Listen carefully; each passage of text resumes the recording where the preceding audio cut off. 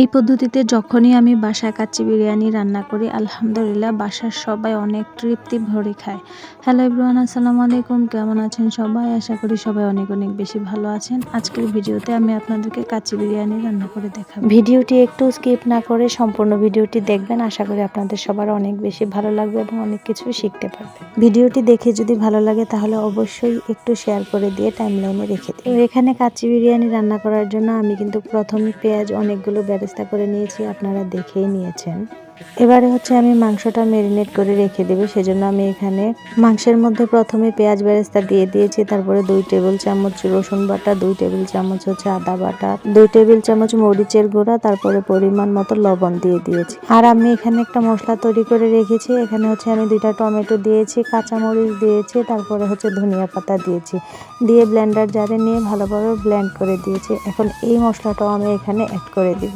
তারপর আমি রাঁধুনি মিক্সের একটা মশলা নিয়েছিলাম বিরিয়ানি, সেই মশলাটাও এখানে সম্পূর্ণটা দিয়ে দিয়েছি। দিয়ে এবার হচ্ছে আমি শুধু মাখাঝাকা করে নেব।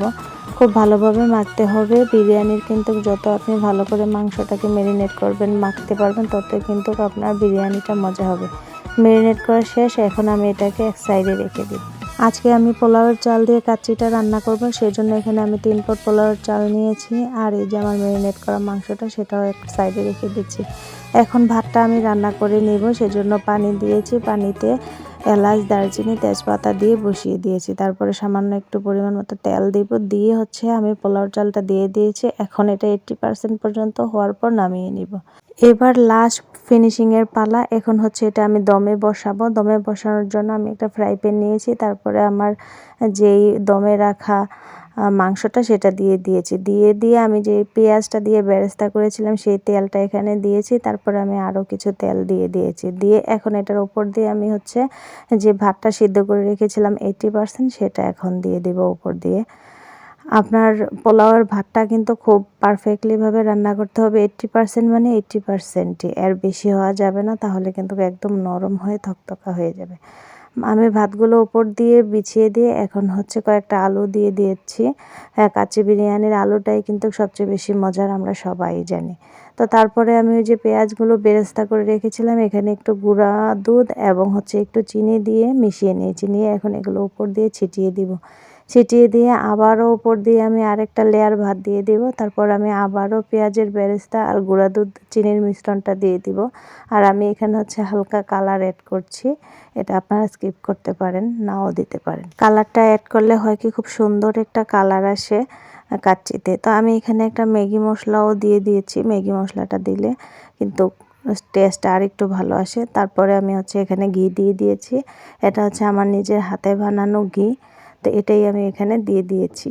দিয়ে এবার হচ্ছে আমি ঢাকনাটাকে সিল করে দিব। তো সিল করে দেওয়ার জন্য হচ্ছে আমি আটা গুলিয়ে নিয়েছি। আটা গুলিয়ে হচ্ছে চারপাশে দিয়ে এখন আমি ঢাকনাটাকে ফুললি সিল করে দিব, যেন কোনো প্রকারের ভাপ এখান থেকে না বের হয়। সিল করে দেওয়ার পর এখন শুধু অপেক্ষা করার পালা। 1 ঘন্টা পর আমি হচ্ছে এই ঢাকনা খুলবো। 1 ঘন্টার আগে আমি এখানে আর কোনো কিছুই করব না। আমার 1 ঘন্টা হয়ে গেছে। এবার হচ্ছে আমি ঢাকনাটাকে খুব ভালোভাবে সাইড থেকে আটাগুলো সরিয়ে দিয়ে ঢাকনাটাকে খুলে নিচ্ছি। ঢাকনাটা খোলার সাথে সাথে এত চমৎকার একটা ঘ্রাণ এসেছে, ফুল ঘর আমার একদম ঘ্রাণে মম করছিল। আর কাচ্চির কালারটাও কিন্তু অসাধারণ এসেছে। তো আমি ভাবছিলাম নিচে দিয়ে আসলে কি পোড়া লেগে যায় নাকি না, কিন্তু মাশাআল্লাহ এত সুন্দর হয়েছে, একটুও পোড়া লাগেনি। একদম নিচ অংশটা একদম ক্লিন ছিল। তো সেই জন্য হচ্ছে এরকম হতে হলে আপনাকে অবশ্যই চুলার ফ্লেমটাকে আপনার ঠিকঠাক রাখতে হবে। তো চুলার ফ্লেমটা হচ্ছে প্রথম 5 মিনিট একদম হাই হিটে দিবেন, আর তারপর বাকি 40 থেকে 45 মিনিট হচ্ছে একদম লো হিটে রাখবেন। তাহলে আপনার কিন্তু এই দম বিরিয়ানিটা একদম পারফেক্টলিভাবে রান্না হবে, নিচে দিয়ে কোনো প্রকার লেগে যাবে না। আমার এই বিরিয়ানির কালারটা কেমন এসেছে সবাই কিন্তু অবশ্যই কমেন্টস করে যাবেন। আর যদি ভিডিওটা ভালো লাগে অবশ্যই একটু শেয়ার করে দিয়ে পাশে থাকবেন। আল্লাহ হাফেজ।